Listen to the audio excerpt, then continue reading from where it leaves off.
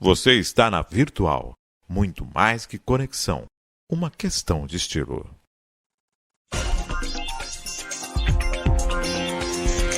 Virtual News.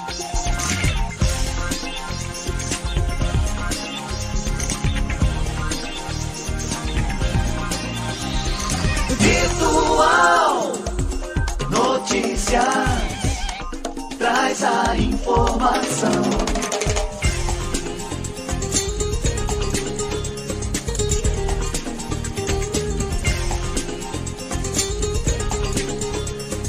Virtual News. 10 horas mais 22 minutos. Bom dia para você. Começa o Virtual News desta quinta-feira, dia 3 de agosto de 2023. Um bom dia aos poderes constituídos, ao Executivo, ao Legislativo e ao Judiciário. E um bom dia especial a você que faz parte do quarto poder, que é a sociedade organizada. Mais um dia.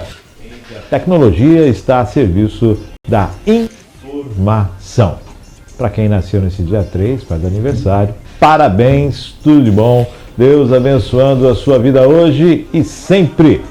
Feliz aniversário. Quinta-feira chegando, semana passando rápido. Agosto, os mais que tem mais de 40, a gente chama de o mês do cachorro louco, né? Isso. André Lima está aqui com a gente no estúdio. Bom dia, André. Bom dia, Maria Clara. Bom dia, Márcio. Bom dia, Maria Clara. Você me lembrou do mês do cachorro louco. Eu lembro que uma veterinária falou pra gente que agosto eles costumam fazer a campanha de raiva, né? De rábica, né? Rábica. E eu perguntei se era por causa disso. Ela deu risada. É o mês do cachorro louco. Ela falou, coincidentemente, agosto é o mês de combate antirrábica. Por isso, mês do cachorro louco. Bom dia a todos que estão aí acompanhando a gente. Mês da ventania, né? Sempre ventou, né? Foi no dia da ventania, no dia da ventania. Foi fácil, não. Também tive 2 telhas quebradas lá em casa. Duas não, eu quebrei, da minha casa quebrou uma e do vizinho 2 e a gente fez um pacotão lá e resolvemos o problema. Aí a gente sobe pra consertar, quebra mais 3. Ainda bem que o vizinho ajudou, porque do lado da minha casa não dá pra subir. Aí eu acesso pelo lado dele. Acessei pela casa dele e a gente conseguiu resolver. Então, mandar um abraço do custódio. Obrigado, José. Obrigado mesmo pela força. Isso que é bom, a vizinhança bacana. 10h24, Maria Clara já preparou tudo ali. Vamos começar agora com as pautas do Virtual News desta quinta-feira. Vamos lá, os assuntos, as principais notícias desse dia 3 de agosto de 2023.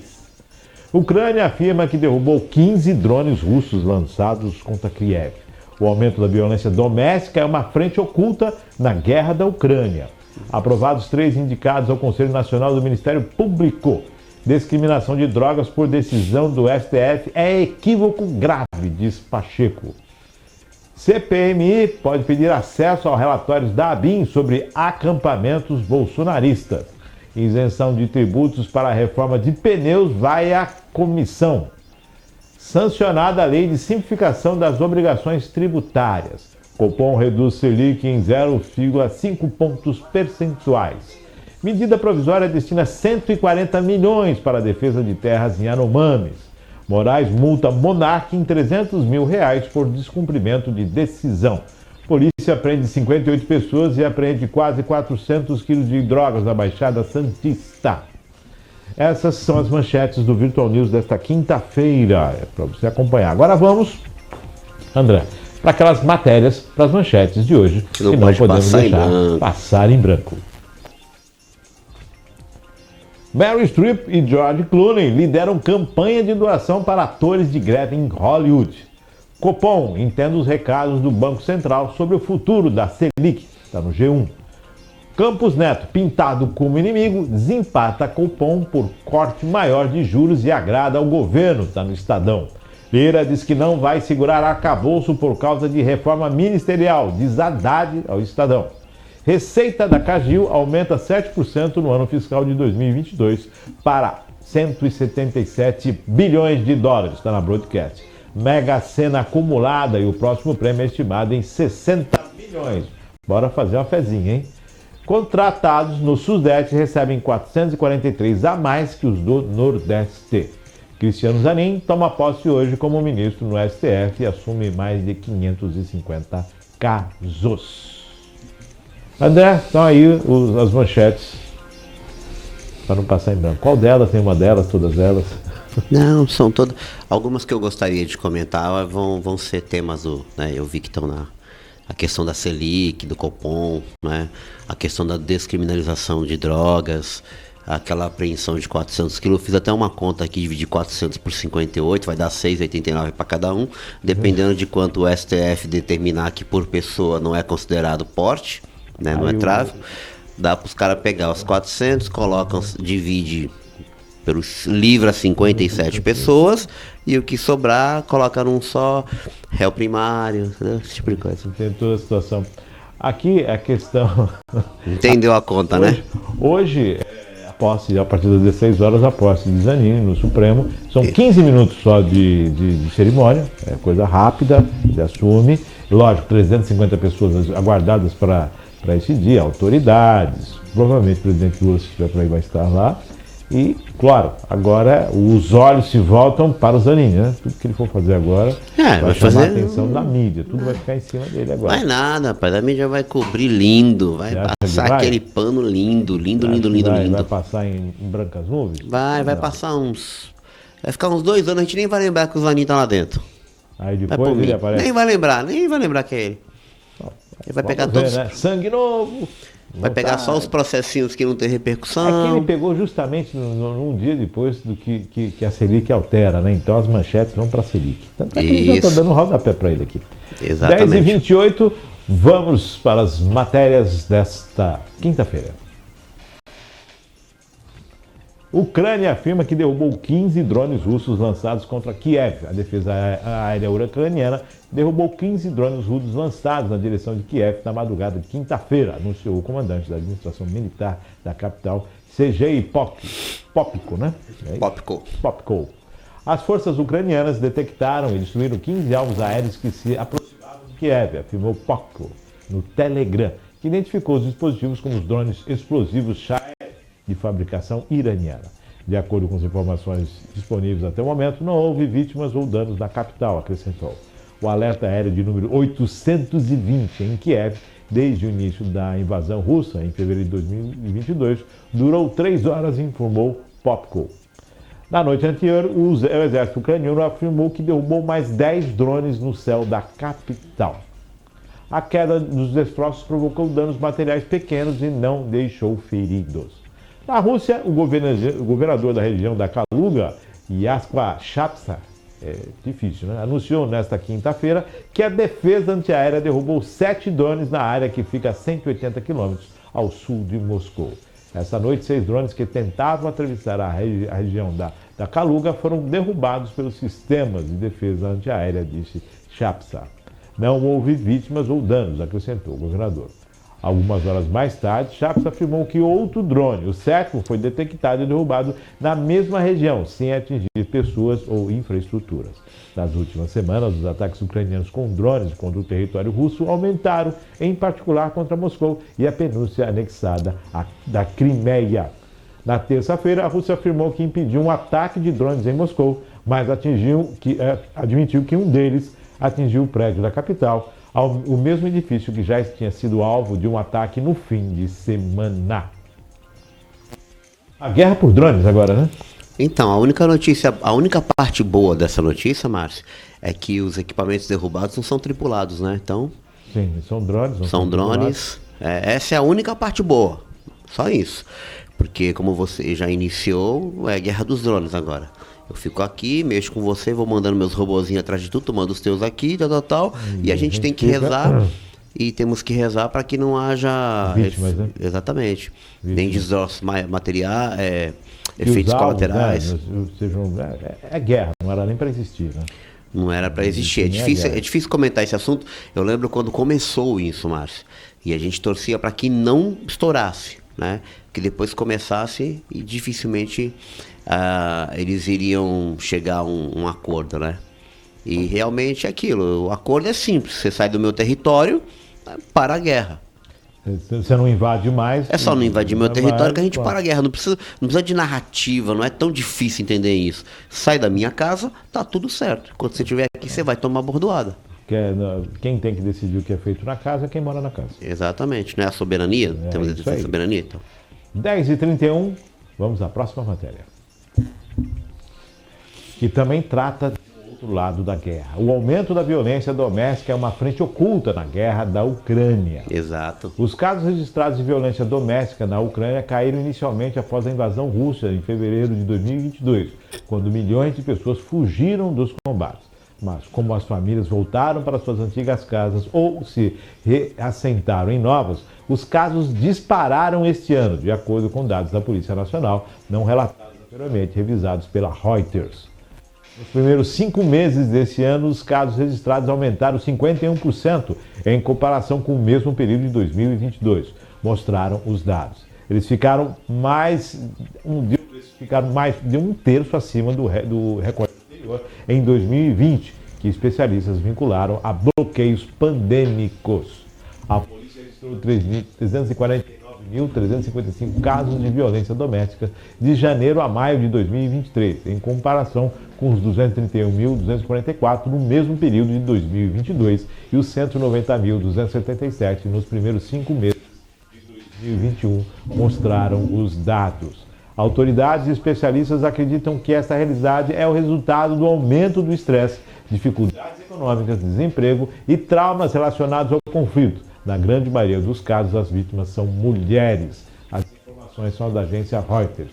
A foto na matéria é o caso de uma moça que ela foi encontrada, né, no apartamento e o marido, ele era um desertor do exército, né, e totalmente traumatizado.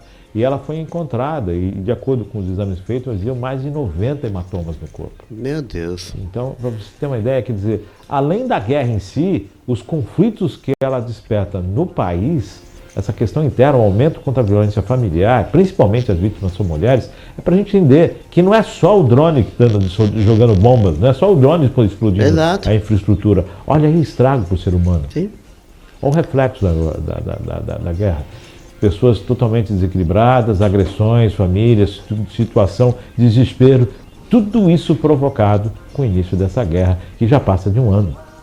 Exatamente. Passa de um ano, fevereiro de 2022, vai para 1 ano e meio já, né? E nós estamos olhando ao aumento. E a questão da polícia estar trabalhando, né? Em meio a todo esse conflito, ainda procura se manter a ordem e apurando os fatos. 300 e quase 350 mil casos até agora. Então, cara, você vê os reflexos, o colateral, né, de uma guerra. Você imagina que, diante de toda essa disputa por território, Ucrânia e Rússia, ainda internamente o país tem que lidar com problemas internos. E é intrigante você ouvir a notícia de que havia um número grande de violência doméstica e diminuiu no momento que iniciou a invasão, porque as pessoas saíram, né, fugiram. O inimigo é outro. O inimigo é outro. Aí, com o tempo, vai que meio que se acostumando com a situação, se reassenta em algum lugar e os problemas voltam. E potencializados, né? E potencializados. Potencializados. Gente, é mais de um terço. É um absurdo, né? Então está aí o reflexo da guerra, né? Isso na Ucrânia. Na Ucrânia aumentou a violência doméstica. Na Rússia a gente não tem como saber, porque lá eles bloquearam tudo, né? Assim, os ataques na Rússia, o impacto está na Ucrânia, né? Não, mas eu digo, a Rússia bloqueou tudo, né? Expulsou CNN, CBS, expulsou tudo. Então, os impactos estão na Ucrânia. 10h35, vamos à próxima matéria. Aprovada 3 indicações ao Conselho Nacional do Ministério Público. O Senado aprovou nesta quarta-feira 3 indicações para o Conselho Nacional do Ministério Público, CNMP. As indicações feitas pelo Conselho Nacional de Procuradores Gerais já haviam sido aprovadas pela Comissão de Constituição e Justiça em julho, após a sabatina dos indicados. Outros 4 nomes para o CNMP ainda devem ser votados no plenário de terça-feira, dia 8. Olha só. Não temos todos os nomes ainda, semana que vem já vamos ter todos os nomes já. Conselho Nacional do Ministério Público. André, mas não adianta nada, veja, essa semana mesmo o próprio presidente atual, ele fez uma declaração dizendo que tem que tomar muito cuidado com quem vai ser nomeado, né? E citou o Dallagnol. dizendo que a operação foi feita errada, que tudo aquilo que foi cometido pelos procuradores, para que isso não aconteça de novo. E ele deixou claro que essa lista tríplice aí não vai ser respeitada. Ele vai escolher quem ele acha que tem que escolher. Tá? Isso a gente tem problema aqui na cidade também, quando era a nomeação do superintendente da Caixa de Previdência, que no começo tinha uma tal de uma lista tríplice que o prefeito nunca, né, o prefeito do momento nunca respeitava. Então, ter uma lista tríplice é como se fosse uma maneira só de parecer transparente, né? O próprio Ministério Público... Deixa eu escolher, mas eu escolho. Tá aqui, 3 opções boas, só para dizer que tem, porque já sabe que não vai ser escolhido mesmo, e quem vai ser escolhido é aquele que ele achar que deve ser. Tem mais 4 nomes para serem analisados semana que vem. Mais 4 nomes? 4 nomes, não sei como é que vai funcionar. Não, mas eles indicam só 3. Pela entidade são 3. Mais 4 né? nomes para semana que vem. Exatamente. Então, toda essa situação, o que nos remete é o seguinte: vão acompanhar os nomes, o presidente vai escolher, e o Conselho Nacional do Ministério Público, né, vai ter uma nova composição. Já teve atrito entre ele e o procurador, que ele que quer uma pessoa de confiança, e o procurador respondeu depois de que ele é submisso à Constituição, quer dizer, é apenas submisso à Constituição. Então, deu já umas rusgas aí, já começou a Não adianta, vai nomear aquele que não dá trabalho. E engraçado que o nome do Augusto Aras, que é o atual, está sendo bem cotado, porque mesmo ele tendo sido nomeado no governo anterior, ele se manteve ali, entendeu? 10h38, próxima matéria. Descriminalização de drogas por decisão do STF é equívoco grave, diz Pacheco. O presidente do Senado, Rodrigo Pacheco, definiu como um equívoco grave a possibilidade de descriminalização do porte de drogas para consumo pessoal por decisão do Supremo Tribunal Federal, STF. Julgamento nesse sentido foi retomado nesta quarta-feira pelo tribunal e suspenso depois de 4 votos a favor da descriminalização. Segundo Pacheco, cabe exclusivamente ao Congresso Nacional discutir a questão. Uma decisão do STF não pode ser contrária à lei vigente. Ponto. Ponto. Desculpa, eu tava fazendo uma coisa aqui, mas no começo eu falei que eu tinha feito a conta de dividir 400 quilos por 58 pessoas. Cara, o que se fala de descriminalização de drogas, a gente tem que entender que as pessoas que são favoráveis à liberação da maconha é uma coisa, drogas, no plural, é outra. O que eles estão discutindo aí é a descriminalização de drogas. Maconha, cocaína, LSD, crack, êxtase, descriminalização de drogas. É isso que a gente precisa entender. Paralelamente, tem uma discussão a respeito da utilização da cannabis para uso medicinal. Legal, cannabis, maconha, viu, gente? O uso medicinal. A gente tá rindo, tá parecendo que... A gente tem que levar esse tipo de notícia com um pouco de humor, Márcio. De jaleco branco aí, que a gente colocando jaleco branco pra vender. Pra poder vender na esquina. Tá vendo? Isso é um ponto de vista. Não dá. Não é. Gente, é absurdo. O STF querer legislar em cima do que o STF há muito tempo, não só o STF, quanto o Legislativo, como o Executivo. Eu vou parafrasear as palavras de um deputado que eu tive conversando, que ele falou assim, que cada um tem que voltar para a sua caixinha. STF, Judiciário, deputados, Legislativo, Executivo, lá o Palácio do Jaburu, nem sei onde que é o palácio lá. Cara, o STF não tem que discutir isso. Não. Que mande um projeto de lei para o Congresso para que os deputados e os senadores discutam, tá? E outra coisa, ouçam os especialistas em segurança, especialistas no caso, psicólogos, né? Que fazem tratamento, assistentes sociais, pessoas ligadas à saúde, porque muitos dizem que o problema com drogas não é um problema de segurança. Ele vira um problema de segurança porque acaba gerando criminalidade, mas ele na verdade é um problema de saúde pública. Sim. Né? Então a gente precisa ter as pessoas certas, os players corretos, discutindo os assuntos corretos. Agora coloca a STF, vai dar caquinha. Vai dar. E o STF está nessa decisão, suspendeu, volta semana que vem, provavelmente. E agora Pacheco já disse ali, né? Ó, se mexer no quadrado que não é seu, nós não vamos aceitar. Quem decide a questão da lei realmente é o legislativo. É assim que tem que ser. Cumpra-se a lei, né?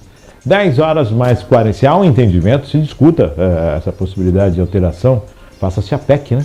Então, faça uma emenda aí na lei, vai alterar de alguma forma. Márcio, quando eles foram discutir, desculpa cortar, mas quando eles foram discutir a questão da PL, da fake news e a reforma tributária, toda a sociedade foi envolvida, né? Então consulta as autoridades, consulta os profissionais da área que possam contribuir com esse debate, que é um debate muito sério.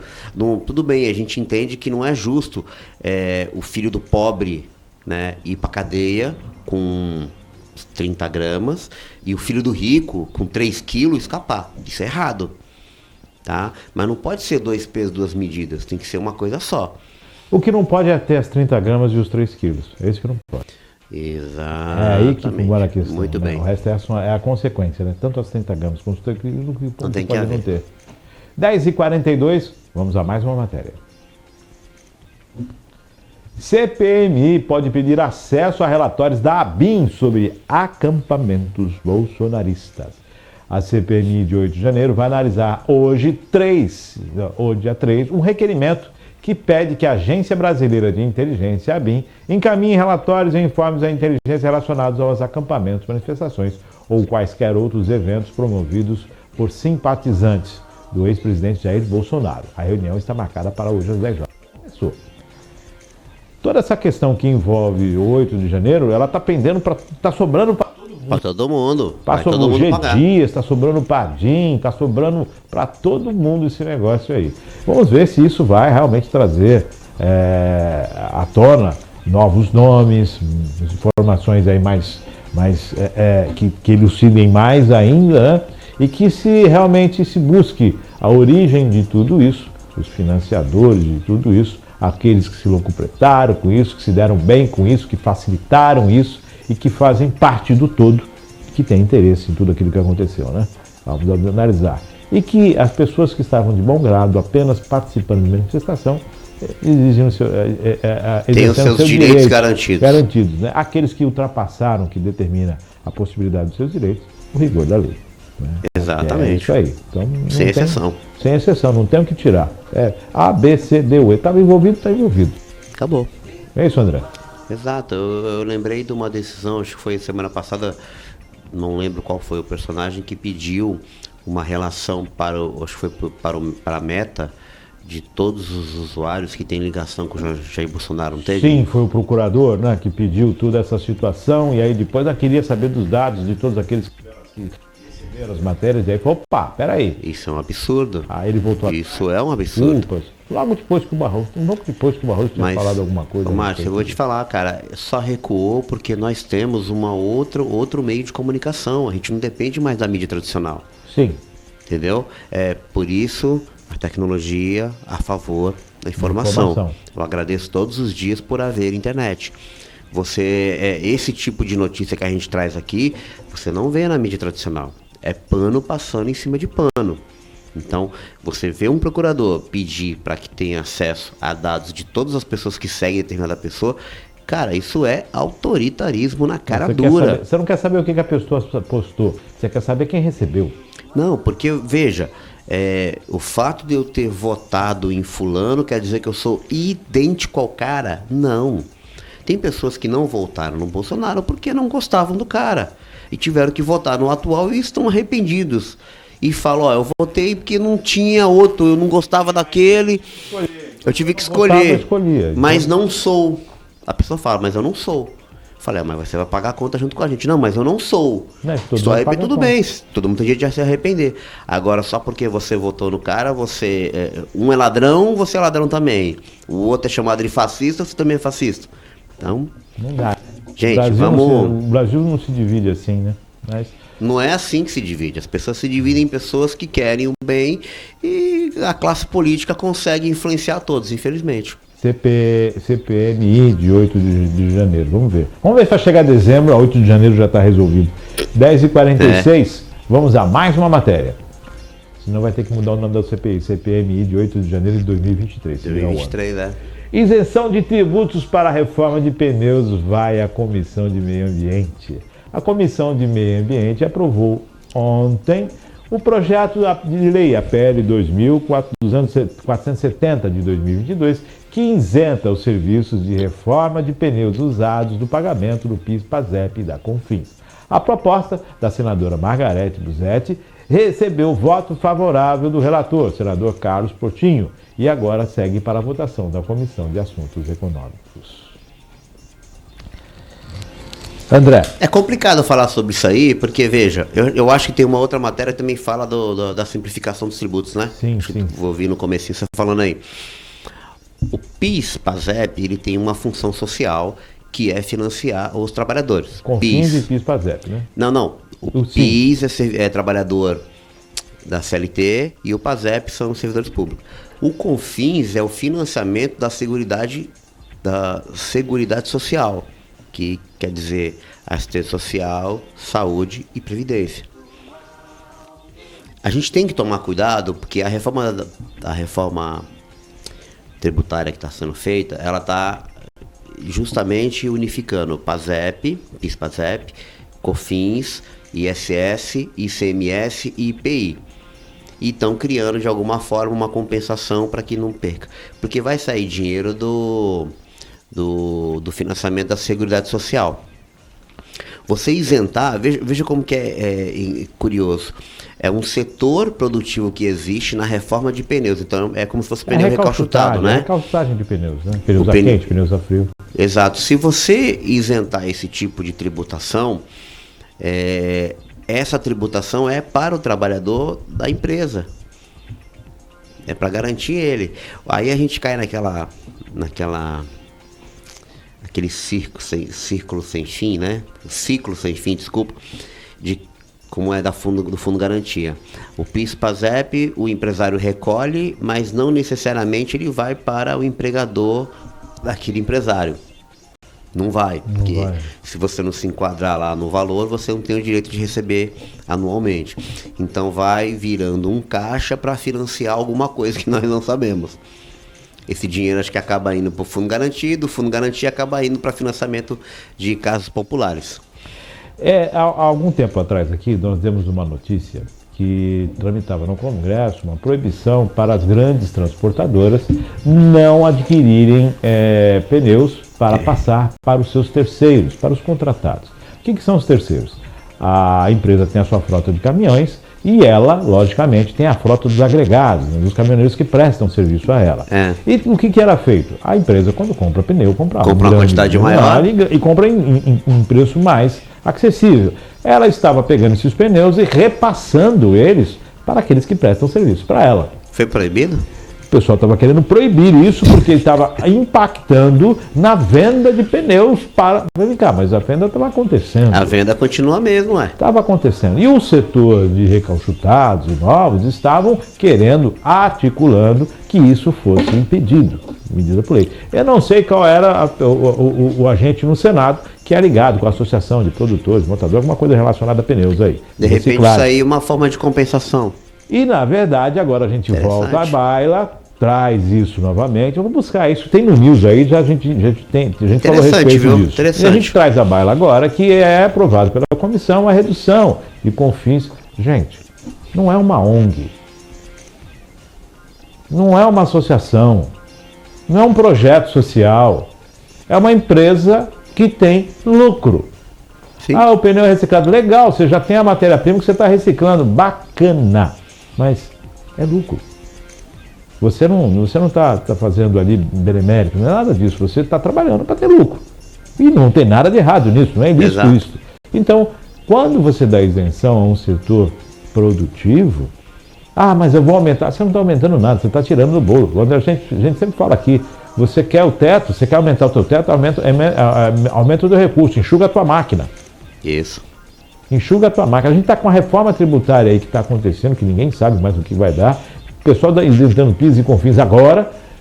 Cara, se você está discutindo alguma coisa que vai estar lá na frente, que já vai unificar os impostos, como é que você vai sair discutindo, vai tirando tudo isso agora? É engraçado, porque se você isenta PIS e CONFINS, agora, como é que fica depois?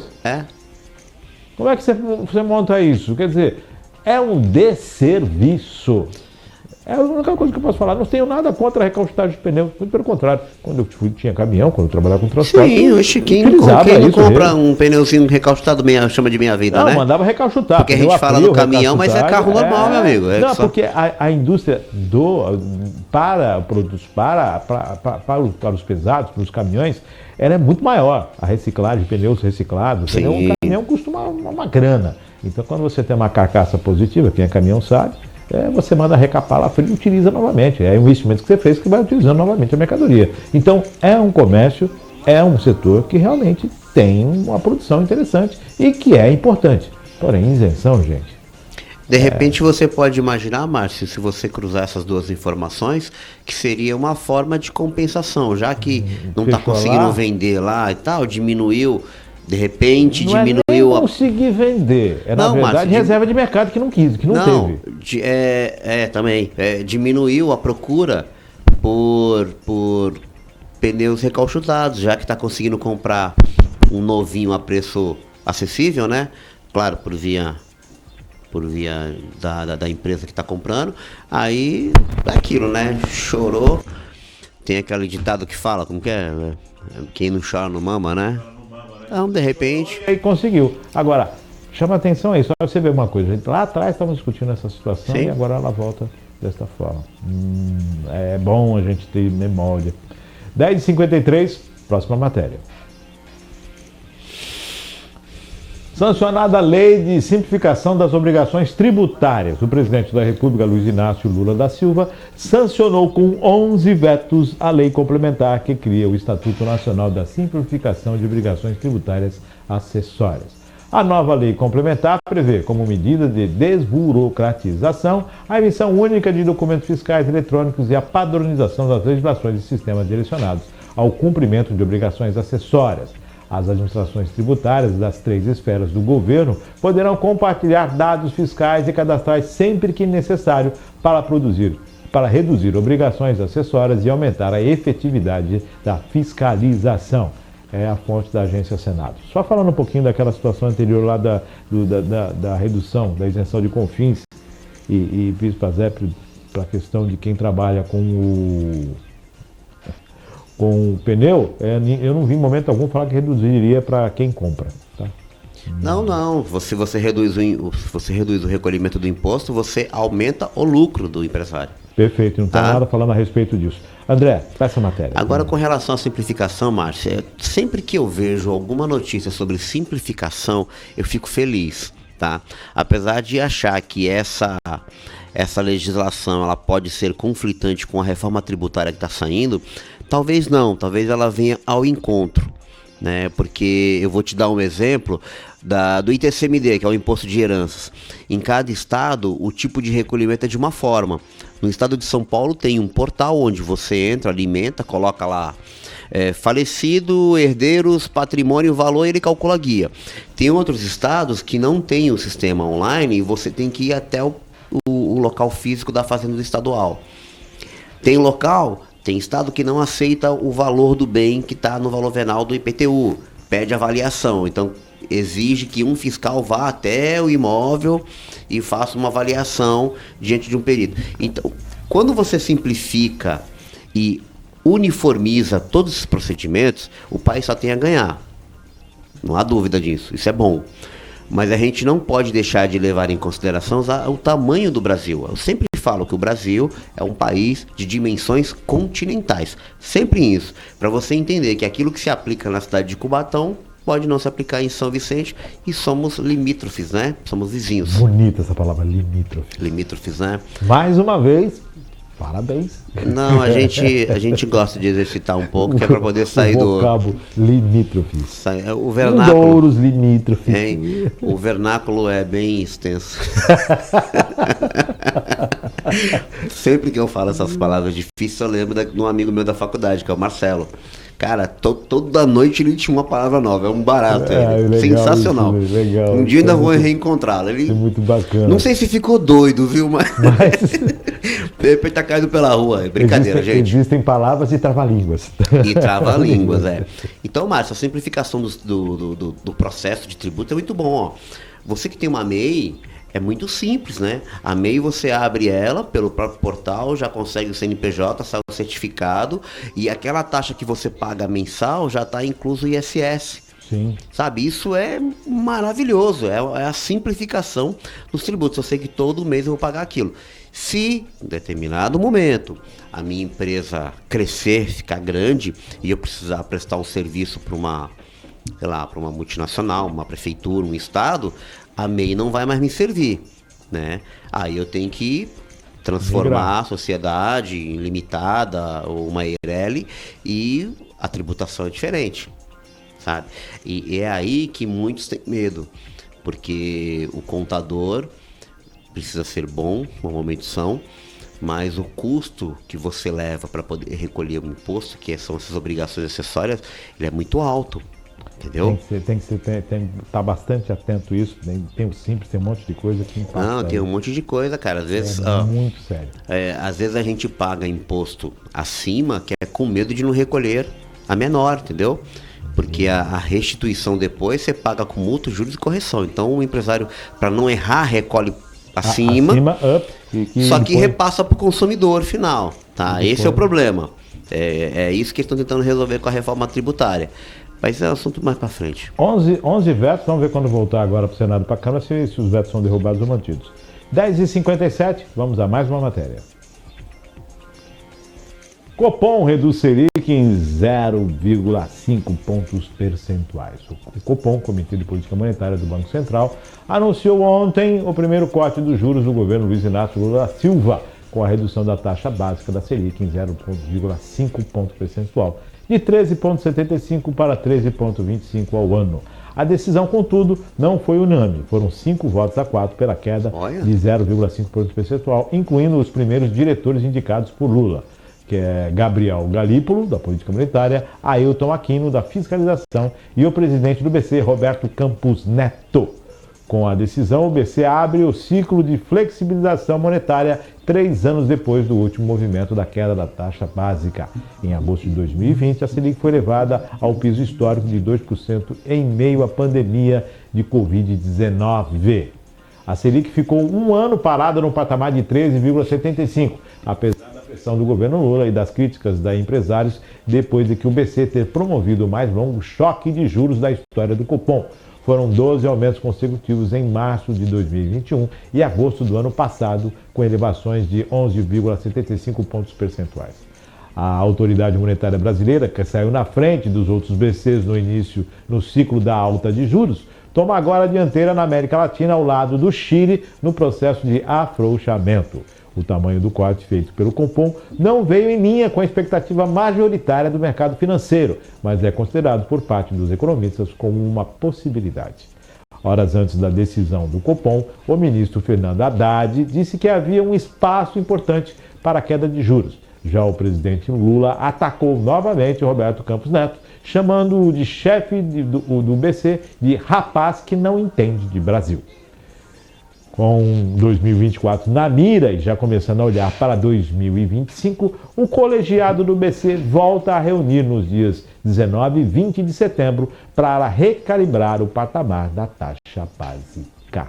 Márcio, antes de você falar, tu pode voltar ali no começo, na primeira página?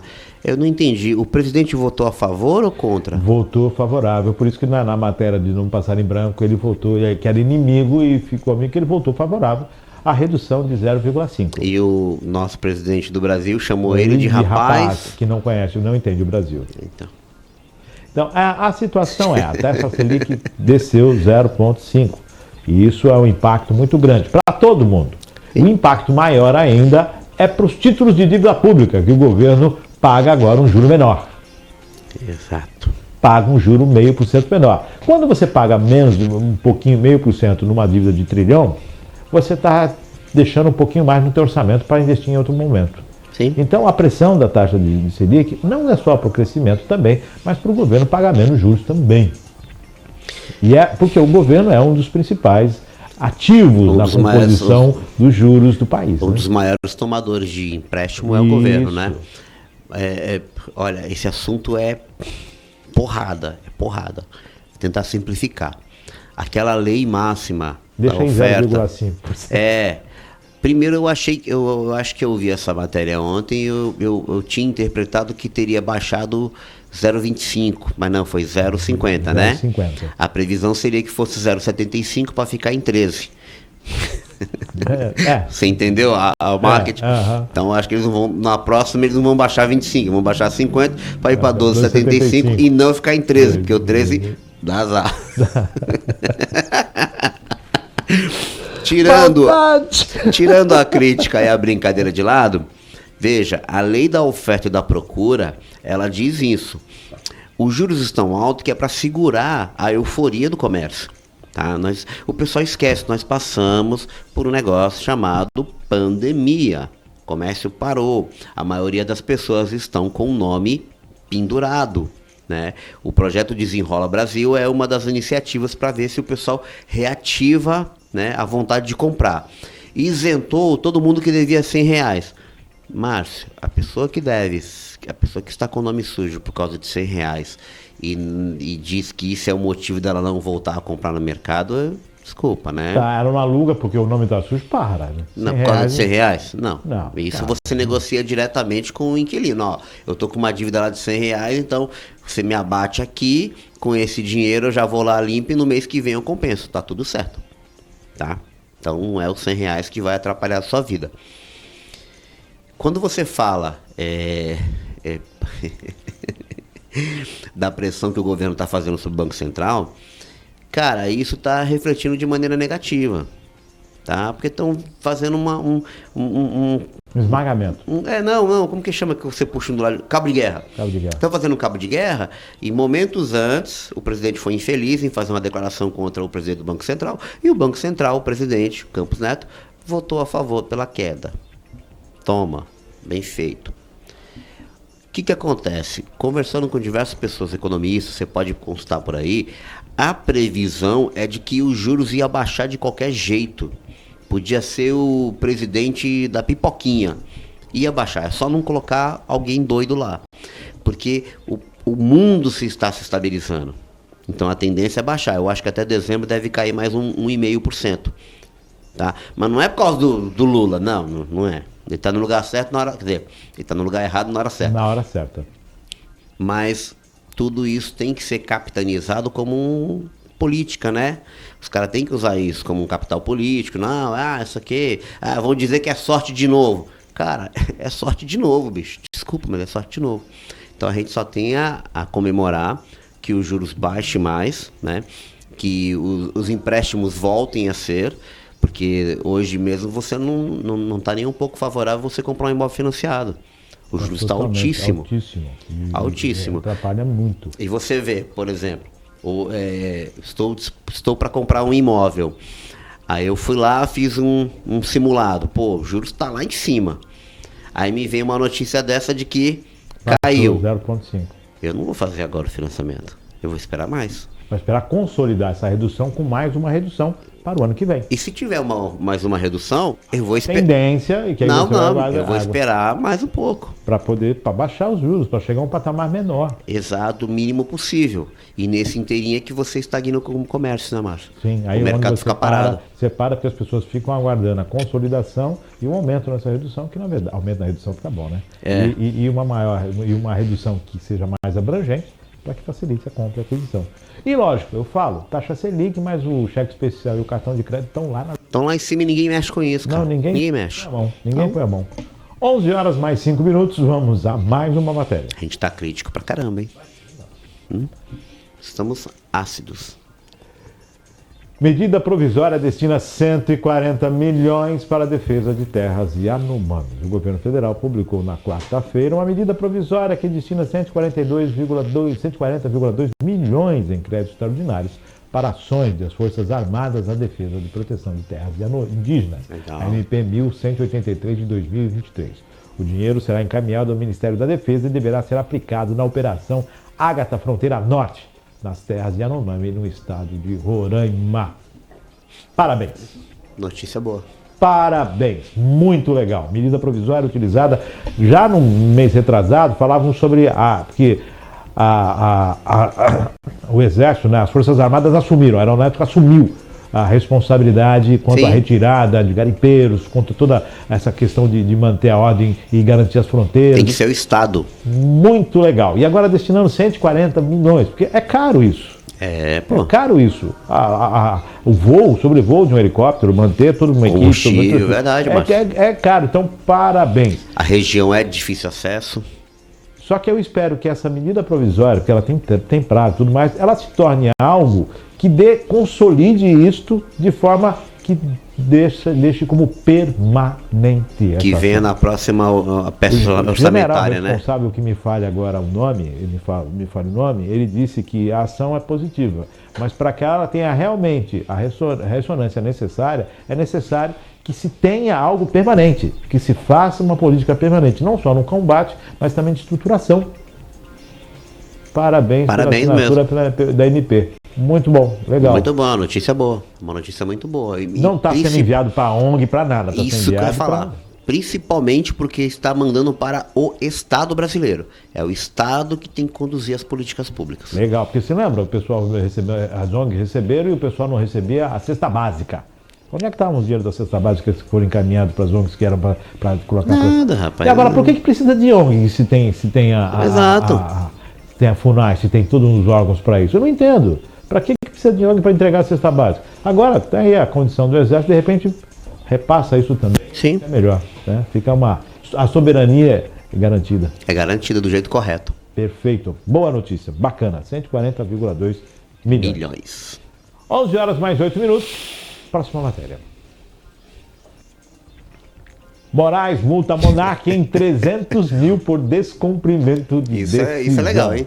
O ministro Alexandre de Moraes, do Supremo Tribunal Federal, multou em 300 mil o influenciador digital Bruno Monteiro Ayub, conhecido como Monark, por descumprimento da decisão judicial. O ministro também determinou o bloqueio do valor nas contas bancárias do Ayub e a suspensão de novos perfis nas redes sociais e o fim da monetização dos canais. Além disso, novo inquérito contra o influenciador será aberto. Ele é investigado por suposta prática de espalhar notícias fraudulentas sobre as eleições. A medida foi tomada após Moraes receber um relatório no qual o setor de combate à desinformação do Tribunal Superior Eleitoral, TSE, corte presidida pelo próprio ministro, constatou que Monark continua postando vídeos em novas contas.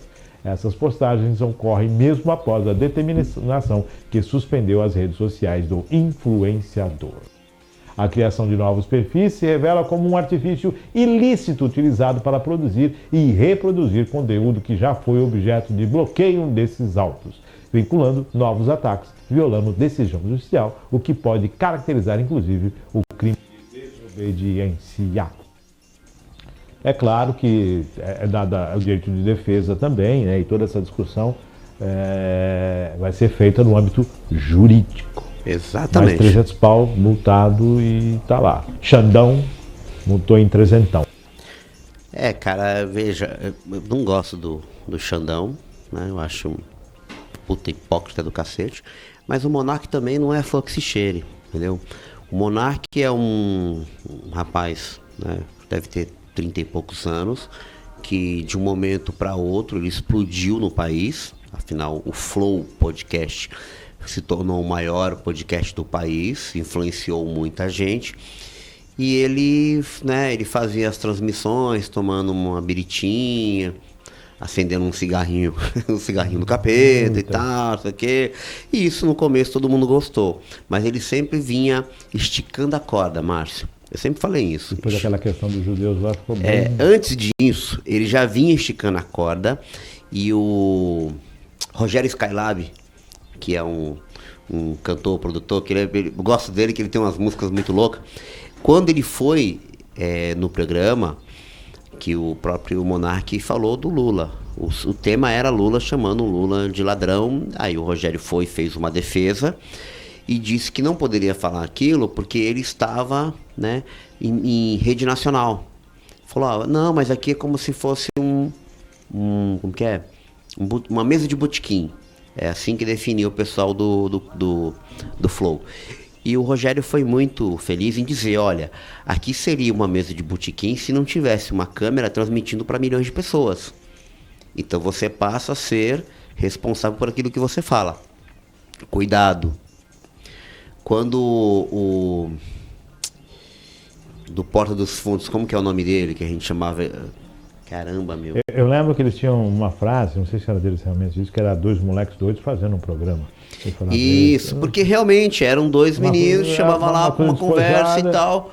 Mas aí falaram, não é simples assim, porque você tem uma responsabilidade jornalística aqui. Exato, o do Porta dos Fundos, o... Não é o Pochá, não é... Não, o Tabet. O Tabet. Quando foi, ele também chamou a atenção do Monarca e falou, olha, você está completamente errado. Vocês têm responsabilidade sim aqui. O que nós fazemos, aí tentaram fazer uma comparação do Flow com o Porta dos Fundos. Ele falou, o que eu faço no Porta dos Fundos é humor. Lá eu faço humor e pratico algumas críticas, mas é humor. Usa humor e algumas críticas. É humor. As pessoas sociais, vão lá, porque lá você tem tema religioso, político, familiar, tem tudo lá. Então, é humor. A pessoa que entra no canal sabe que vai ver humor. Já no Flow não, a pessoa que entra vai ouvir a pessoa que está sendo entrevistada falando de maneira mais descontraída, né? Tanto que a gente descobriu muita coisa, sobre muita coisa, de muitas pessoas que foram no Flow, foram no Podpah e tantos outros, o Inteligência também, né? E acabaram falando. E o Monark foi muito infeliz quando ele fez aquela defesa, né, esdrúxula a respeito, acho que era do Partido Nazista, né? Sim, tava o Kim Kataguiri e tava a Tabata Amaral, que é deputada. E eles fizeram um debate, já tinha passado 2 ou 3 horas, ele bebendo bastante, potencializado, e acabou falando uma besteira. Ali ele cometeu um erro grave, mas Márcio, eu vou te falar que ali, na minha humilde concepção, o erro dele não foi ali. O erro dele foi quando ele foi gravar um vídeo pedindo desculpas. Não é que ele não tinha que pedir, ele tinha que pedir desculpas, mas não daquele jeito. Uma retratação, você olha para a câmera e fala assim, gente, dia tal, eu vim aqui no microfone e eu falei isso, isso e isso. Eu estou errado, peço desculpas, minha intenção não foi essa. Isso é um pedido de retratação. Parou aí. As pessoas vão me julgar e vão dizer se eu estava sendo honesto ou não. Agora, eu não posso chegar aqui sem olhar para a câmera e falar, ó, gente, naquele dia eu estava mal, vocês têm que levar em consideração que eu estava bêbado, que eu estava não sei o quê, eu já pedi desculpa para fulano, para ciclano, e ninguém quis me dar desculpa. Não, meu amigo. Aí você está tentando justificar aquela atrocidade que você falou. E de lá para cá, né, tanto que ele foi expulso, ele foi convidado a ser retirado da sociedade, ele ficou proibido de abrir novos canais no YouTube, quando abre com o nome dele bloqueia, não tem monetização, e ele foi para uma outra plataforma, Talks, alguma coisa, tem uma outra plataforma que é concorrente do YouTube, e lá não tem a mesma alcance. Então ele leva convidados lá, faz os cortes e solta no YouTube, mas não tem mais o mesmo alcance, alguma coisa às vezes aparece. Então, desde aquele momento, ele parece que se perdeu, entendeu? Se perdeu, começa a falar umas besteiras. Se você não domina a matéria... falar sobre as urnas eletrônicas, cara, isso é um assunto que eu acho que já é superado. Já foi, entendeu? Ah, não tem como auditar. Não, tem sim. O que não tem é como você conferir o voto. E não pode fazer isso. Pô, tem gente defendendo que tem que sair com o comprovante do voto. Não, tá louco? Não faz isso. Você vai sair da zona eleitoral, o cara vai estar na esquerda esperando. Dá o comprovante. É mais fácil você pegar, imprimir o voto, pegou, colocou ali só para uma conferência, mais nada. Não. Existe uma versão da urna, acho que na versão 4 ou 5, em que até tentaram implantar. Você tem a cabine, né? Aí você faz o voto, aí sai um comprovante impresso como se fosse um acrílico que você não tem acesso, sai o comprovante, você vê e confirma. Então, é uma possibilidade de você confirmar 2 vezes e esse impresso cai numa urna mesmo, né? Como era antigamente. Esse acho que é a versão 5.0 da urna. Mas, cara, meu amigo, não adianta, as pessoas votaram. E você vê todo dia as pessoas que votaram arrependidas. Então... Márcio. 11 horas mais 16 minutos. Desculpa se eu me estendi, porque o assunto é... Tranquilo. Tem que tomar cuidado 11 horas mais 16 minutos. Vamos a mais uma matéria. Estamos com dificuldades na conexão. Barra conexão, por favor. Barra conexão. Interrompe a conexão e vamos continuando. Daqui a pouquinho a gente retoma a conexão. Polícia prende 58 pessoas e apreende quase 400 quilos de drogas na Baixada Santista. A Secretaria de Segurança Pública, por meio das ações da Polícia Militar, prendeu 58 pessoas durante 5 dias de Operação Escudo na Baixada Santista entre 28 de julho e 1º de agosto. Desse total, 38 foram presos em flagrante e 20 eram procurados da Justiça. Outros 4 adolescentes foram apreendidos por tráfico de drogas. Até esta terça-feira, dia 1º, a polícia apreendeu 385 quilos de entorpecentes e 18 armas entre pistolas e fuzis. Nos 5 dias, a polícia vistoriou 2.125 automóveis, dos quais 123 foram removidos, e 916 motocicletas, das quais 78 foram recolhidas. A Operação Escudo teve início no dia 28, após o soldado Patrick Bastos Reis ser morto por criminosos quando fazia o patrulhamento em uma comunidade no Guarujá. Os policiais conseguiram identificar e prender todos os criminosos que participaram da morte do policial. O último envolvido foi preso nesta madrugada. A operação continua para sufocar o tráfico de drogas e desarticular um crime organizado que possui grande atuação na Baixada Santista. André, nós tivemos aí a morte do policial, a ação resultou em 16 mortes, né? E algumas 50 e poucas prisões. Existe também uma tenente que foi alvejada, na manhã acho que foi de segunda-feira em Santos, no momento de troca, que eles fazem reunião para troca de túnel, ou iam tomar café, os criminosos atiraram contra as viaturas, fez a vítima, a tenente, acho que se recupera, né? E toda essa ação, lógico, mobilizou o governo do estado para a região, o governador esteve aqui, o secretário de Segurança Pública esteve aqui. Há situações que precisam ser elucidadas, como ocorreram essas 16 mortes, se há desaparecidos ou não. Toda essa questão está sendo elucidada. Já houve protestos, representantes do Legislativo Paulista já estiveram aqui, Suplicy também já. Tudo isso movimentando e faz parte dessa movimentação diante da morte de um agente público, que é um policial também, e da questão que se envolve o crime organizado, toda essa ação, né? De acordo com tudo que foi dito, a morte, não houve uma troca de tiros, né? Iniciada, não foi durante um conflito. Não, um patrulhamento, né? Foi um patrulhamento, estava parado, e daí quando estava no final do patrulhamento, foi alvejado, né? Mais ou menos isso. O que a gente viu nas notícias, né, nos veículos sérios, né? Que foi um tiro de uma pistola a mais ou menos 50, 60 metros, e que assim, é aquele tipo de tiro que você não acerta nunca, porque o policial estava com o colete, e parece que pegou no espaço, né, no espaço aqui, sabe, tipo próximo à axila, próximo ao e entrou, sabe, o ângulo, deu o ângulo certinho, é bem assim, uma coisa difícil de exatamente, de acontecer, né? E então, morreu e a soldado que foi alvejada com tiros de fuzil, quase que a queima-roupa, coisa de 5, 10 metros, sobreviveu. Entendeu? Então, toda essa situação, há discussões sobre diversas abusos, há situações que envolvem. Agora, o básico em tudo isso é a criminalidade, o tráfico de drogas, tudo a isso falta de básico. Ocupação do Estado nesses locais. Quando a gente fala ocupação, não é repressão policial, não é isso. O Estado tem que estar lá.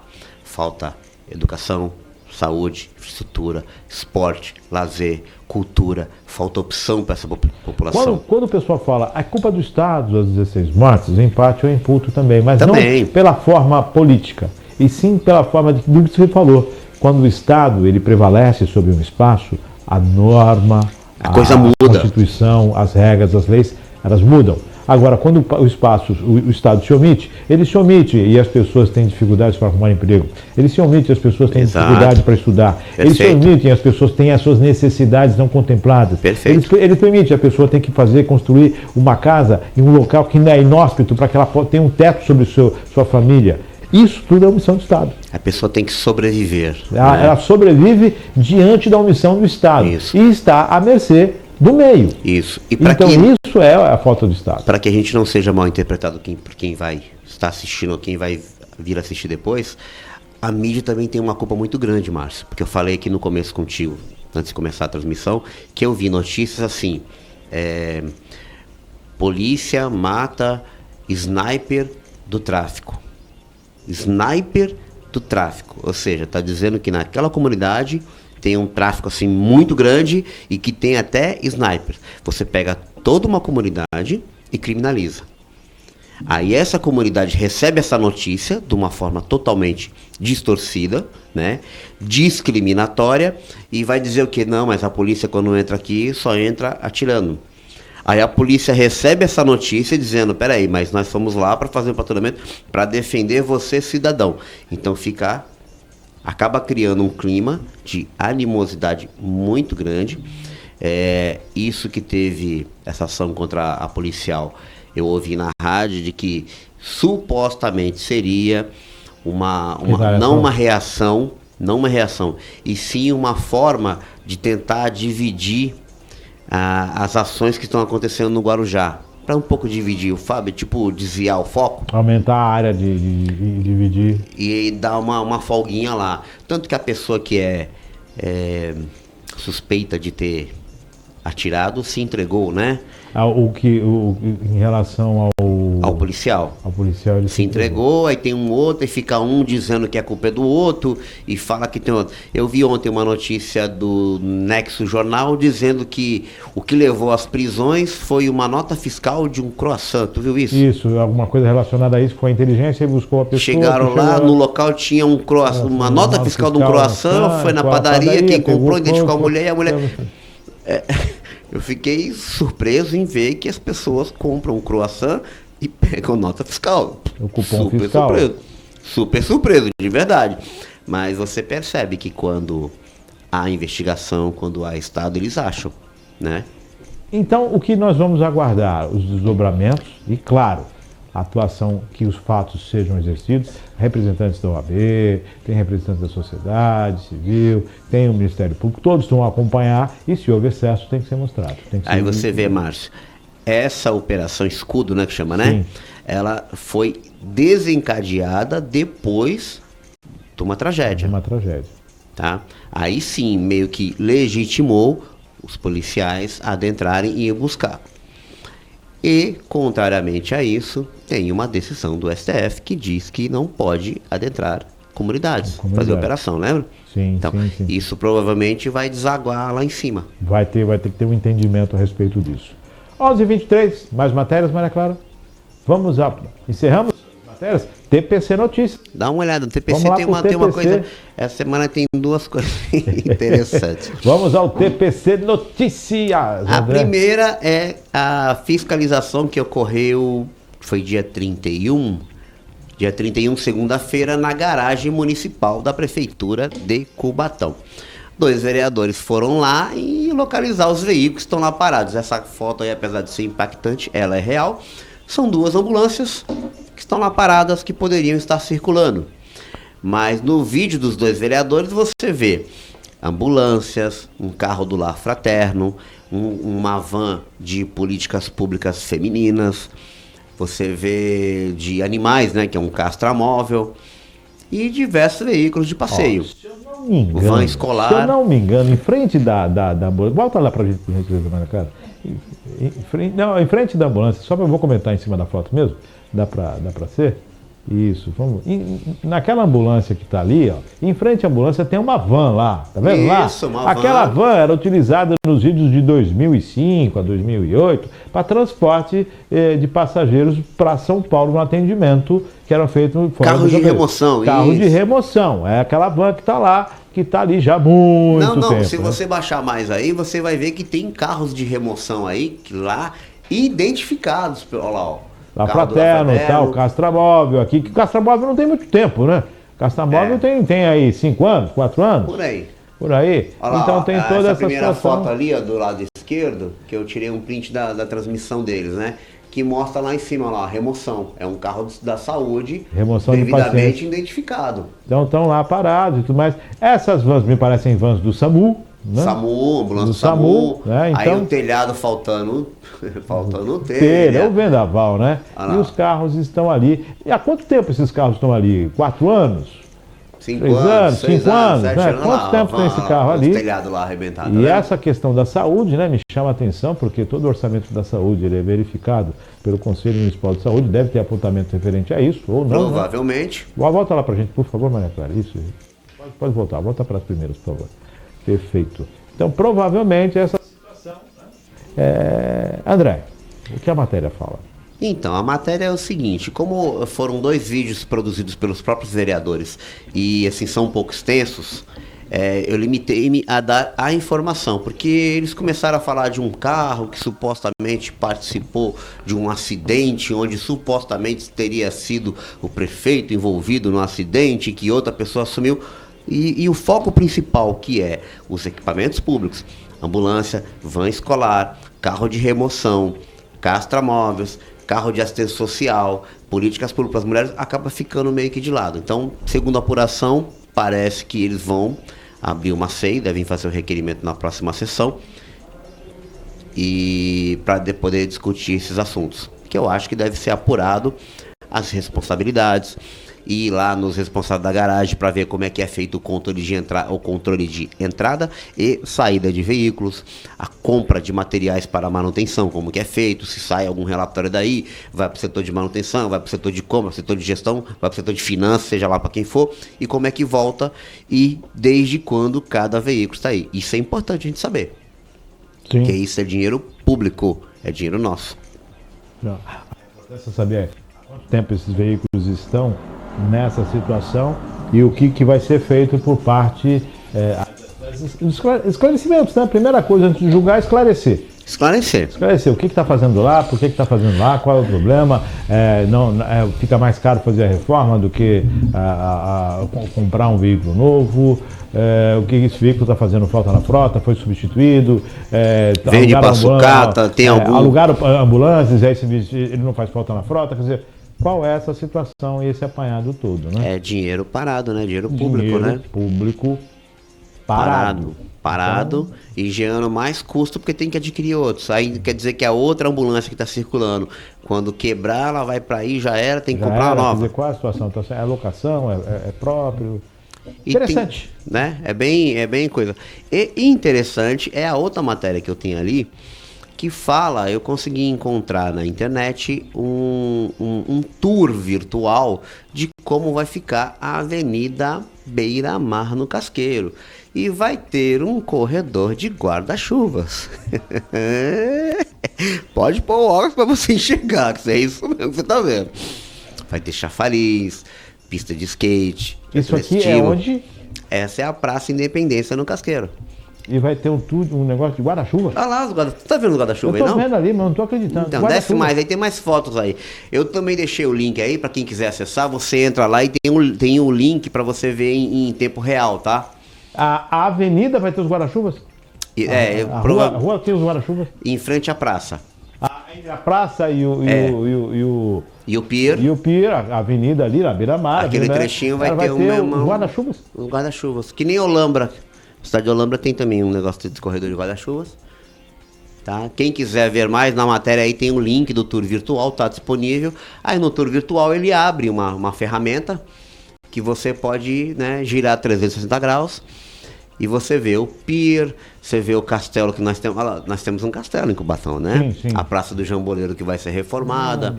Tem todo esse... Na Ilha Caraguatá também, ali na frente vão ser feitas 2 quadras. As imagens estão aí, tá bem legal. Então quem quiser conhecer... Então tá aí, de primeira mão. Quem quiser conhecer, tá aí. O frevo na avenida. O frevo na avenida Beira-Mar Brasil. Exatamente. Mas a comunidade aceitou, né? Tá certo, né? A gente gosta de trazer informação com qualidade e fonte. A comunidade entendeu tá que aí. Isso é o melhor, que realmente é positivo, né? E já viu, né? Enquanto isso, a nossa Câmara Municipal está sendo reformada, né? Perfeito. A reforma na Câmara, os gabinetes estão com dificuldade de trabalhar, foi colocado todo mundo no mesmo local, tem toda uma situação aí. Tá uma coisa louca, né, cara? Tá interessante isso, né? Tá bem tudo da hora. As reformas na cidade, na Câmara, parece que tem dificuldade, né? Exatamente. Dificuldade. E a garagem com os carros lá. E a garagem lá, sendo garagem. Um monte de carro parado. 11 horas mais 30 minutos. Chegamos ao finalzinho de hoje? Chegamos ao finalzinho. André. Chegamos ao final. Mais uma vez, obrigado, Márcio. Toda quinta-feira que eu posso estar aqui, eu venho com o maior prazer e agradecer a todo mundo que está em casa assistindo, quem nos assiste tanto ao vivo quanto posteriormente. Agradecer a Maria Clara, que é a nossa background aqui, é quem faz a coisa funcionar, e principalmente a você por abrir esse espaço.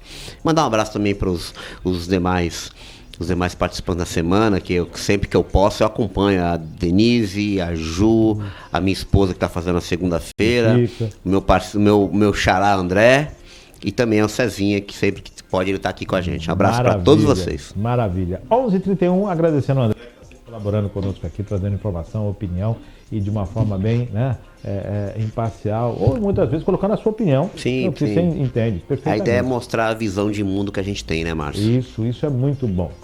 Aqueles que gostam, muito obrigado. Aqueles que criticam, muito obrigado também. Continuem assistindo. Muito obrigado também. Continuem assistindo para criticar. E muito obrigado também. Afinal de contas, esse é um espaço democrático e essa é a sua virtual. A sua opinião sendo colocada positivamente ou não, da forma que você achar melhor, diante de um respeito, de uma transparência, não só para com os participantes, mas também por aqueles que fazem parte das matérias. Isso é sempre importante. E lógico, não existe censura. O que a gente tira do ar é se alguma coisa não estiver de acordo e a ofensa não é permitida, com certeza. Mas isso, graças a Deus, até hoje não foi necessário. 11h32, agradecendo a Maria Clara, agradecendo a André, agradecendo a sua audiência. Daqui a pouquinho os cortes no News e logo mais você vai poder acompanhar também nas redes sociais, no canal no YouTube, no Facebook, para você acessar e assistir. Lembrando que desde o início, desde o dia 1º de agosto, as transmissões são feitas apenas no site da Virtual. Gratidão, fique com Deus e até amanhã. Mais Virtual News, se Deus quiser.